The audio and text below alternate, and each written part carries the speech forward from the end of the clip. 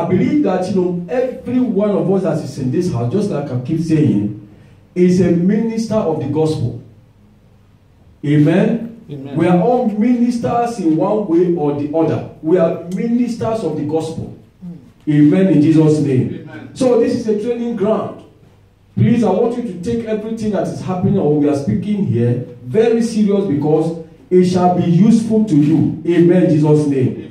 It is our responsibility in this house to speak the mind of God so that we can fit into the purpose of God. Amen, in Jesus' name. Amen. Remember, the word of God is not to condemn. The word of God is to chastise, to make better. And the word of God is to bring you in line with what God has for you. Because one thing is for God to promise. Another thing is for you to follow the promise. One thing is for God to speak. Another thing is for you to pick on what God has spoken and run with it. God expects that we end well, and we shall end well in Jesus' name. Amen. Now, open your Bible to Luke chapter 15, where we have read. Now, from starvation to rejoicing. Now, before starvation or before ridicule, something would have happened to any child of God that is born. Before you fall, something would have caused the falling. And when you are to rise, something will also be responsible for your rising.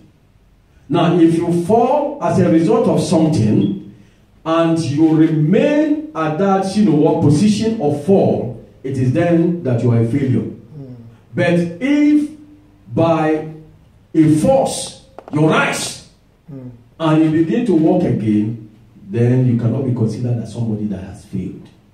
Amen. Amen. So Luke chapter 15, 11 to 24. All right, we are going to look at so many things. All right. Now, I'll start from verse 12.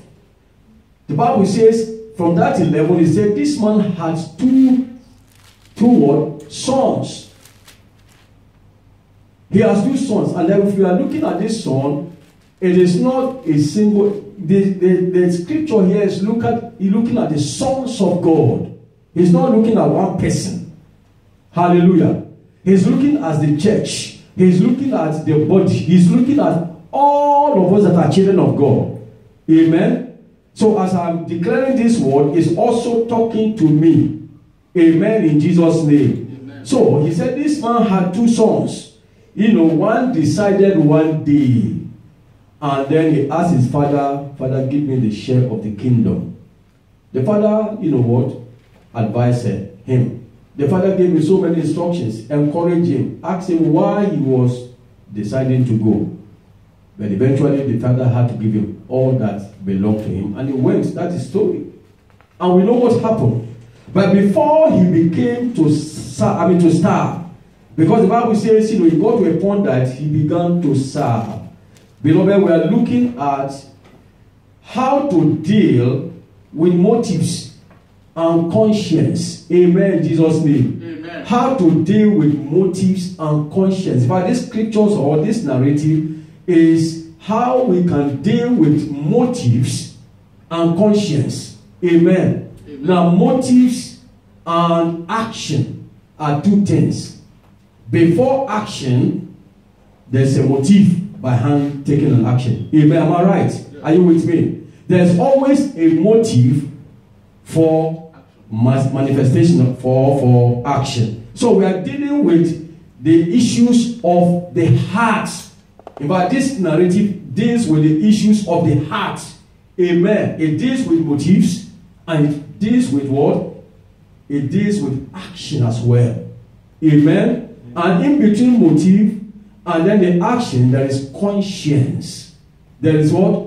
Conscience. Please, I want us, today we are doing Bible studies. Amen. So, I want us to look at 4 steps. 4 steps that we can pick from these narratives that will lead to falling and will also lead to rising. 14 steps rather. 7 of it ended in starvation. And then 7 of it took this boy to the point of rejoicing. And I believe that we shall learn from it in Jesus' name. Amen. Hallelujah. Amen. I want you to be attentive because God wants to speak to us. Amen. Now, the first, step that this boy took was self-will. The first step is self-will. And self-will is to do with motives. motives. Is to deal with motives. Steps. Number 1 is self-will. He told the father, and the young of them said to his father, Father, give me the portion of goods that, falleth to me. And he divided unto them his living. That's the father. Amen, in Jesus' name. Amen, in Jesus' name. Amen. Now, we're looking at each step. Now, when you have self-will, it's now not the will of God. Self-will is different from the will of God. Amen. Self-will is as a result of selfishness. Hallelujah. Amen. And then you will agree with me that it was this self-will or selfishness that actually brought Lucifer down. Amen, in Jesus' name. Amen. Now, when your conscience or your motive is based on self-will, then you are heading towards something else. Look at even the sacrifice between Cain and Abel. Look at the sacrifice between Cain and Abel. One gave a good sacrifice that God honored. The other gave a sacrifice that was wrong and was not accepted. We know the reasons why God did not accept that of the other one. So the first level that can lead to starvation is self-will, beloved. Titus chapter 1 verse 7. He said, because I said every one of us is a minister. We're aspiring for a higher and a mightier position. I have the conviction, I have that, hope and that conviction within my heart, that a day is coming that, we shall see every one of you standing and say, oh yeah, this was the minister we were ministering together. And I said it, and it shall come to pass in Jesus' name. But listen to this. Titus chapter 1, verse 7. He said, for a bishop must be blameless, number 1. If you want to aspire for the position of a bishop is the same thing as a pastor. He said he must be blameless, number 1, as the steward of God, not self-willed. Not what self-willed. Because I can see us going higher and greater. God is nurturing us to make us influential in the society, to speak to the problems of people, to be and to stand in the gap for people that are suffering. And that is why I can see, amen, Jesus' name. Amen. So he was selfish. He was selfish. And 13 said, and not many days after the younger son, gathered all together and took his journey into a far country, and there wasted his substance with righteous living. Beloved, self-will will give birth to selfishness. In fact, self-will comes from selfishness, or it ends in selfishness. Amen? Because Lucifer said, I want to. Everything he was saying was I.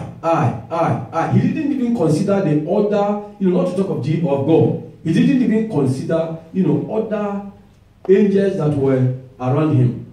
But all he was saying is I. And because he wanted to ascend more than his creator, God banished him into this world. He became Satan. He was Lucifer. Selfishness. Now let me tell you one thing about selfishness. Selfishness is the nature of Satan. And it's a sign of immaturity. Amen? Amen. Selfishness is the nature of Satan. It is a sign of a baby Christian. It's a sign of immaturity. Hallelujah. Amen. That is why if I give this my mobile phone to a child, and if I want to collect that mobile phone from that child, the child will be running away with it. He will tell you it's not mine. It's mine. I won't give it to you. Hallelujah. And he will start crying. So selfishness is a sign of immaturity, and it leads to the next step. that we can see in this scripture. It leads to separation. Verse 13. That verse 13. He said, and not many days after the younger son gathered all together and took his journey into a far country. Into a far country means he was separated from his father. Just like Lucifer was separated from God, so self-will can lead to separation. Hallelujah. Amen. Let's go to the Garden of Eden. The Garden of Eden, God made Adam a man of affluence. Eve was selfish. Eve was selfish. Even though Adam was not around, Adam should have known that the spirit of selfishness had, come upon Eve. And he would have taken the right step against that spirit. But he also killed him. Eve was selfish. Because the devil came and asked Eve. He said, Eve, what has God told you about this tree? And then he said, God said, if I eat of the fruit of this tree, I will die. He said, God knows you will not die. And then the devil gave him an alternative. And said, look, you will not die, but that your eyes will be open.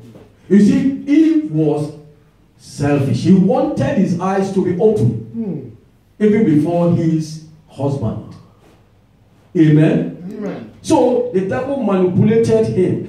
And then when he now presented the fruit to the husband Adam, Adam was not swift and clever enough to know that there was a force operating. So he also fell. And what happened? God banished them from the garden. They were separated. So selfishness or self-will will lead to separation. And listen carefully to what is going to happen. Now when this boy left the presence of his father, hallelujah. Amen. Now he became sensual in everything. He became reckless. Hallelujah. The cover of his father was no more upon him. He had everything to himself. Listen to verse 13 again. Alright? Listen to verse 13. He said, verse 13 said, and not many days after the younger son gathered all together and took his journey into a far country, that's separation, and there wasted his substance with righteous life.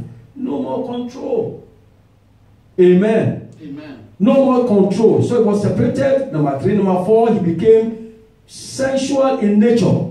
The condition of being pleasing or fulfilling to the senses, to the environment. He wanted to please himself. He got himself involved in so many things. Ordinarily, when he was in father's house, that wouldn't have been able to happen. Because he had the fear of the father. He had the control of his father. He had the guardian spirit of his father. His father was protecting him. But when he was free, he became so reckless. And then when you are reckless, what happened is that it results into a waste life. This boy wasted all the resources that he had. He wasted all the valuables that he had. He wasted everything. And listen to what happened in 14. And the Bible says in 14, and when he had spent all, there arose a mighty famine in the land, and he began to be in want. Beloved, let me tell you one thing. When you are separated as a result of selfishness or self-will, and then you leave the cover of your father, it leads to what? It leads to waste with life. And then when you waste, you become in want. You become in want. He was lack of money.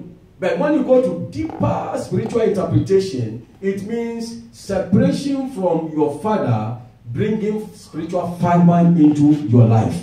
Hallelujah. Anybody that is not under the covering of his father goes into what? Spiritual degradation. Hallelujah. You become what? Isolated. You become desolate. You face what we call spiritual famine. Hallelujah. Amen. May we never be separated from our Father in Jesus' name. Amen. And then when you are separated, just like Adam and Eve were separated, listen to what happened. It leads to abandonment. Number 6. You'll be abandoned. God abandoned, Adam and Eve, and then immediately started to fix things by themselves. When they were in the garden, God was fixing everything to them.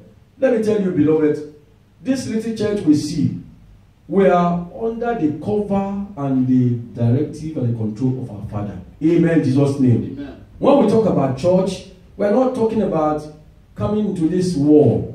We are talking about you, and the Bible says, where 2 or 3 are gathered together, even in your family, as long as God is the one that is controlling that house, you are under the cover of your Father. Amen, Jesus' name. Amen. We shall not be abandoned in Jesus' name. Amen. And he went and joined himself, verse 15.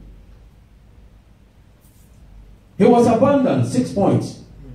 And look at the verse 16 that refers to that abandonment. And he went and joined himself to a citizen of that country. And he sent him into a field to feed swine. He went to feed swine because he was abandoned, he was isolated, he was dry, he was in want. And these are all that will follow a child, just like we read in the Sunday school. That these people were so stiff-necked, and they begin to do things that, seem good in your presence. But the end thereof was, destruction. And now God abandoned them, and they began to suffer. May we never be abandoned in Jesus' name. Amen. And the 7th point was that in verse 16, he began to starve. He began to starve. This is a boy that, when he was in his father's house, he would just do his hand like this. Food will come. Clothes will come. People were serving him. People were wearing the shoe for him.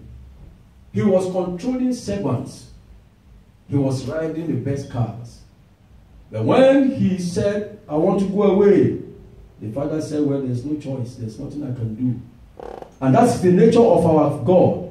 If any one of us, if any one of his children decide to move away or stray away, God will first of all call the person and, speak to the person, either through dreams or through the Bible or through any man of God or through prophecies. All right? Don't go. But if you go, this is the end of the story. You will starve. May we never starve in the name of Jesus. Amen. We are not preaching this, all right, to condemn anybody, but rather we are preaching it to ourselves, to teach ourselves the principles of the Bible. That if in any way, any stage of this number 1 to 7 is applicable to you, that you may walk on it. Many of us, God has told us a lot of things that we are going to become. But yet, we cannot take a step, to do the things of God. It is not only when we sin, like, sin of fornication or sin of adultery or sin of stealing, that will make God to be angry with us. Now, if God so much loved you like he loved, Israel, and he instructs you that I want to make you great, and then go to a place where I am going to make you rich, if you don't follow the principles and the promise of God for you, he will abandon you. That's the reason why most of us are suffering today. We are not supposed to suffer. We are not supposed to be in shame. We are not supposed to be in ridicule. And this boy stands for the church. This boy we are talking about, the son, stands for the church. The father so much loved him, but he left the father into a far country. And he began to suffer. Please, if self-will is your problem, please go to God and make amendments. If separation is the level at which you are, let us go to God. If a reckless, righteous lifestyle is my problem, I must go to God and make amends. If I can perceive within my spirit that, I have become a spiritual destitute, then I must go, that God will bless me and I must go back to the Father. Hallelujah. Amen. And if abandonment, everybody abandons you, then it's a time to check ourselves to know, to take a step that will return us back to our original position. We shall not starve in Jesus' name. Amen. We don't have to starve in the name of Jesus. Amen. Look at the 7 steps that this young man actually took for rejoicing. The first 7 steps brought that boy down. Self-will, selfishness, all right, separation, abandonment, and spiritual degradation or spiritual famine, and to the extent of him becoming a servant in another person's house. He ate the food that was meant to feed the sheep, and that is what brought that boy down. All right. Now look at the next 7 steps. Now he got to a point after he has suffered. Beloved, if we are in any situation in this category, the number 7, and probably we are suffering, probably things are not working, probably I am not here to say that maybe what you are going through is as a result of sin. You understand me? It may not be as a result of sin. It may be as a result of some weight. Now, sin and weight are not the same. Sin is sin. Weight may not be a sin in nature, but it's something that will reduce your movement. You are still suffering spiritual isolation. Because God, only will take obedience. All right? Sacrifice, God does not, he does not, it's better to obey than to sacrifice. When God says move, you have to move. When God says sit, you have to sit. When God says speak, you have to speak. You have to obey God as he wants it. Otherwise, God cannot go aside our moral standard to bless us spiritually. The Lord will help us in Jesus' name. So he got to a point, and this boy now realized that, what am I doing here? You see, we are talking about the issues of the heart. We are talking about motives. Certain motives can bring you down. Certain actions can bring you down. And the same person, certain motives can lift you up. Certain actions that we take, no matter how little it is, can bring us back to glory. May God bring us back to glory in Jesus' name. Amen. So he realized, realization, all right, is the beginning of recovery. What did I say? Realization is the beginning of recovery. The Bible says, and the day King, Nebuchadnezzar realized God and honored God, he received his senses. For 7 years, he was, in the bush. He was like an animal. But the day he lifted his eyes up to Jehovah, which means he realized a mighty God, God gave him his senses. Hallelujah. Amen. Are we not tired of the stage of starvation, isolation, spiritual dryness? We are tired. I am tired. So we must come to the point of realizing. And sometimes it takes, the grace of God for you to realize yourself. While you are down, it takes, the prompting of the Holy Spirit to kick you out, to make you stand. In whatever way that God is going to make us stand, to realize that we must begin the journey of recovery. I pray that God will grant unto us in Jesus' name. Amen. Joel chapter 2 verse 12 and 27 declares, he said, therefore also now, that 12, saith the Lord, he said, turn ye even to me with all your heart, and with all fasting, and with all weeping, and with all mourning. 13 said, and rend your heart, and not your garment. Your heart, not your garment. So we are talking of the issue of the heart. And turn unto the Lord your God, for he is gracious and merciful, slow to anger, and of great kindness, and repented him of the evil. And then 25, God made a promise. Now many of us quote this Joel chapter 2 verse 25, and I will restore to you the years that the locusts and the cankerworms have eaten. Let me tell you, before this restoration, there is a step that God expects you, an action of recovery that God expects us to take, just like this boy took. Now, if you read from verse 1 of Joel chapter 2, you will discover what instruction God gave to the people before it got to 25. And God, when he got to 25, he said, and I will restore to you. Then he said, and, which means that and is a premise, it joins, some statements that have been made before to that 25. And I will restore to you the years that the locust has eaten, the cankerworm, and the caterpillar, and the palmer worms, my great army which I sent among you. That great army, that punishment was sent by God. May we listen and may we take a step of recovery in Jesus' name. Amen. Now, when he realized himself, the verse 18 of that Luke chapter 18 said, there was a resolution. A resolution within his heart. And let's look at that 18. He said, and I will arise. And I will arise and go to my father. And will say unto him, Father, I have sinned against heaven and before thee. Who took the action? It's the boy himself.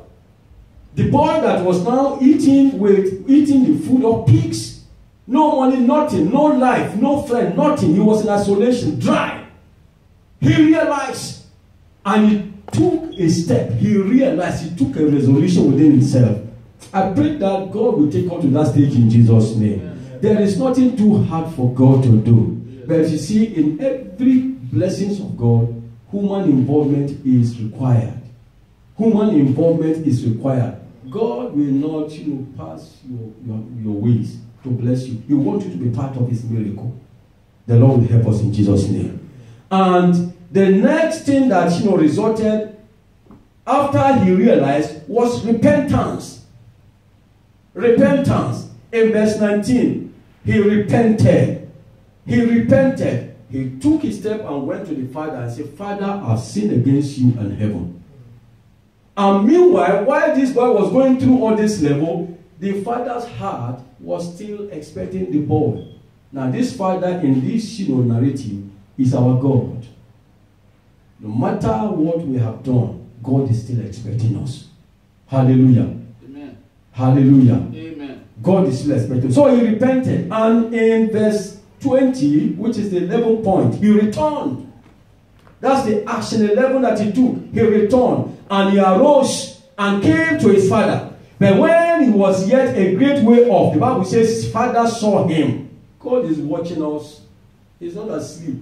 He that keepeth Israel never slumber, never sleep.